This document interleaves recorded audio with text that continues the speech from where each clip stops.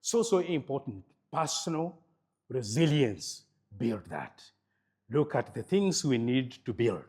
Personal resilience. My good friends, there can be strategies of doing that. Personal resilience. I've tried to break them down to what you need to do. Don't worry about if you cannot read everything there. I've tried to break it down into a template. A template showing step by step where I begin, from developing purpose down to embracing problem-solving abilities. All those. I've also broken down to typical activities for each of them. I've broken down to what tools you may use for each of them. I've also put there an assessment for yourself. You can do personal assessment every month, whatever what score do you have. 5 for the best, 1 for the worst. Where are you? And tracking yourself over time. This is the tool I've developed for you. And guess what? Because you become my friend, as you get these slides, you'll also get this tool so that you can use it. But I have to remind you something else. You see, I'm a teacher, okay? The trouble with good teachers is that they give assignments. Good teacher give what? Assignment. Now, this is your carry-home assignment. Until we meet next, don't have to wait until next time. As you're using it, feel free to drop me a line how it is working for you. But more importantly, when we meet next time, I'll be more than happy to know how it is working for you. So I developed this tool. I'm going to give it to you in the form of Excel. Use it. Don't just use it alone. Use it with other people that are important for you, my good friends, so that we can now go to the next item relating to business. Resilience now. Good. We have taken care of ourselves, personal. Business resilience requires us to do building blocks of resilience, building blocks of that preparedness and response. How does it work? The first item we need to do is to take stock of our assets and our processes that are important. What is important in this business? Okay? What do we own? Okay? What do they do? You can also add there what we owe, because you need to know the challenge of using them if you have to pay an obligation on them. What you own and owe. What are the processes? What keeps the business running on day-to-day basis? What are the processes here? Take stock of them. Know them. The importance of that is you also get to identify what's critical here. What's the critical asset? If you're doing milling, the milling machine is critical. It breaks down, you can't mill anymore. So you may want to have alternative plans just in case it breaks down. What do I do? And not just hope. It is create a scientific plan. Scientific plan in the sense you bought the machine, you know the specification of the machine. What's the lifespan of the machine? It is supposed to be used for 5 years. I've been using it for the last 4 years. Maybe I've been using it well. Maybe I've not been using it well. So it may break down in time. So what do I do if it breaks down? What is the alternative? Do I chase away customers now that it is not working? So what do I do? What are the key processes here? We have a process called selling, which requires us to invoice, which requires us to process that, which requires us to dispatch, which requires us to collect the money. Okay? Very good. We may have automated that process. So the automation is part of the critical processes. Suppose it fails. Suppose there's no power, an outage. What do? Do we turn away customers because there's no power today? Or they come back if we turn them away? Right? So very, very important in looking at this. I am trying to put this too because it's very important to draw distinction between business and assets. You see, there are many of us who have got assets many times that we call business, but the asset isn't the business. The asset, a building like this is a beautiful building, beautiful asset. But without the processes that make business happen, there is no business. It's just an asset. So very important to look at what are they, right? So the people, yourself, the owner, what is it you do? Your power, okay? Your key employees. Sometimes you have this employee you can't do without. You know, I hear it many times, that guy, I can't do without him. Suppose he falls sick, God forbid. What will happen? Okay, what will happen? How about one of you learns a little bit of what he's doing? Okay, a little bit of what he's doing. Or even think about changing the processes, automate them, so that we don't have this dependency. Okay, good. I know it will be a challenge. If you ask him to train other people, he knows what you're doing. You're planning to kick him out, isn't it? Oh, you train them wrong, okay? Yes, so that you keep depending on him, all right? Very good. Now, you got to go and look at yourself. What is it you need to run yourself and train the other? You know, I have this gentleman, he does transport, right? He has done it for me many years, I think, yeah? Many years. And for some reason, he has these old trucks. You know these old trucks, right? Zeros as a money, okay? I think some of them Isuzu, Bedford, I think something like that. They go deep places, where there is sand, where there are no roads. Trouble is that not every other person can drive them, right? I think there's no Gen Z that can drive them. It requires wazee, right? Now, he has this driver, this guy. He's the only one. He's not only a driver, he's also a mechanic. Ikiharibika anatengeneza. You need him, isn't he? Right. Trouble is that in the process, he has the habit of getting tired, and he convinces himself when he gets tired, he has to get one for the road. So in the process of getting one for the road, they become one too many, isn't it? Yes, meanwhile, he sleeps, so you get your truck tomorrow. Where is the customer that time? Now, maybe he needs to change the trucks, start thinking another alternative. Because something, and the way this guy is drinking, well, I'm not very sure how many years he's going to work remaining. Okay? So careful about that. Now, so data, okay? Critical data that we have here, customer records, right? Transactions, history of the customer. So important, and you use them for critical decisions, like what credit you're going to give and who. Okay? Where do you keep those records? Suppose there's a fire, right? What would happen? So premises and so on, you can add many things, right, about that. So processes, I've said sales, procurement, production, all these kind. What are the key processes here? All right.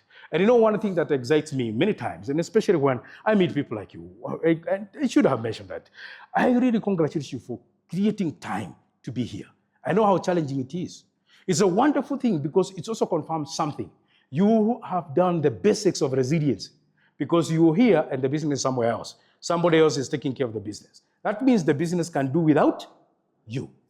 But you need probably to extend a little far. How far can it go without me?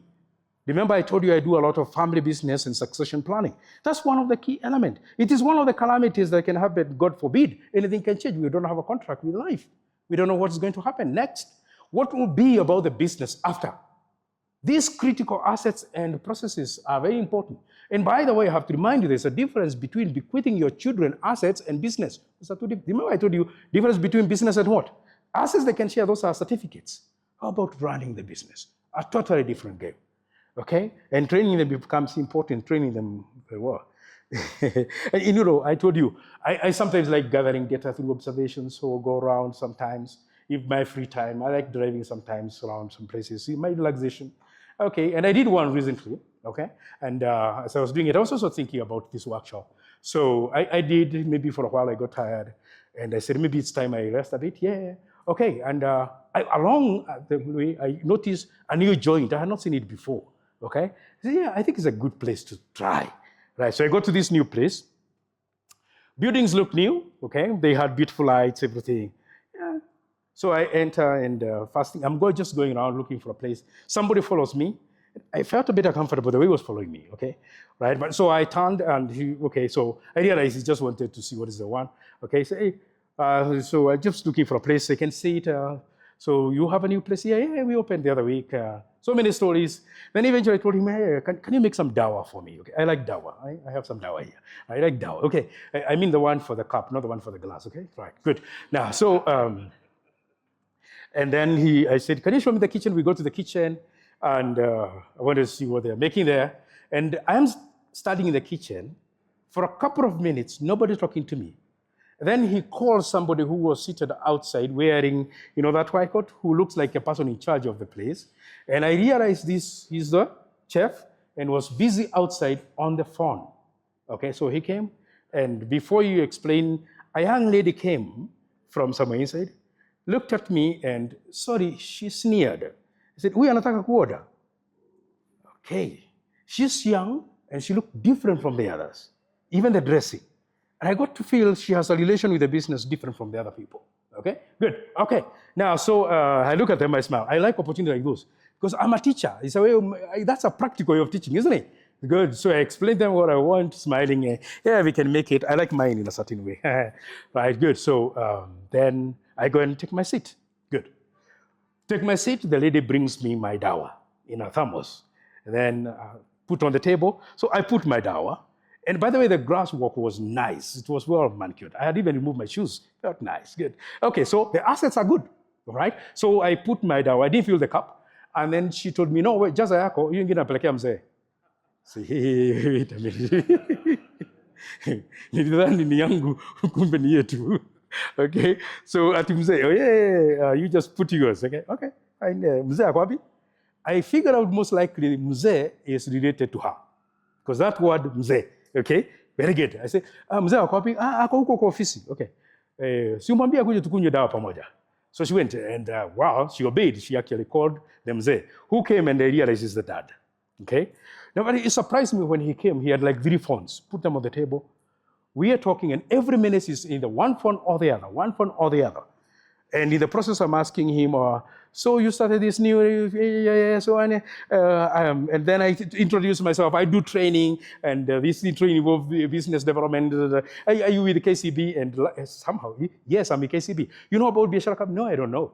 Yeah, I said I need to pick his number so I can give Congo to call him. Yeah, so it's in Biashara Club. And I tell him, oh, you need Biashara Club, you know, we do training. You need to come and you know, actually, it's not that I don't know this Biashara Club. It's just that I don't have time. All this time, you're spending a lot of time on the phone. Okay? So, okay, eventually you can create time, and he left. Good. Now, so I enjoy my meal, and then eventually I need to use the small rooms. Okay? I got to use the small rooms, and unfortunately they didn't have label. So I didn't know which one I'm supposed to go to. Okay? Right, so I look and I tried to use my geography of hospitality. And I thought the one which would be the correct one, and I was wrong. So when I was going to enter, somebody shouted at me, where? So you? Hey. At that time, my temperature is going up a bit. So I turn and tell you, you don't really shout, customers. It will be good you just address them. And before you even do that, put the labels.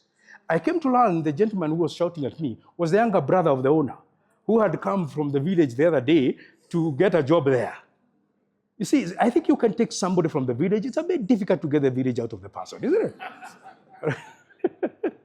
it? Because he's shouting at me the way he would have shouted at the neighbor crossing his farm, isn't it? Good. Okay, anyway, finished that. And yeah, I look at the lady and I noted most likely he has learned a lot from the father. By the way, I sat her down a bit, and guess what? She's doing business in a university. Hello? Well, I got an opportunity to tell her that this is the best university you have here. The one you got to study is called University of Theories. This is the University of what? Practicals. In business, there are customers, there are suppliers, there are processes, there are assets. You need to take care of them. Then I discovered, kumbe she didn't want to be there. It was on a Sunday. She had planned to be somewhere else with her friends. So she was only there because of mzee. Hello? And I had to take the opportunity to say, you need to learn a lot from your mzee, how to learn business, because soon it will be you and only you running this business. Okay, anyway, we are finished with that. And I hope they learned something. So if you see me coming around your business, I will not be picking negative things. I also pick positive things, okay? So welcome me and give me some dawa, all right? Thank you. Okay, so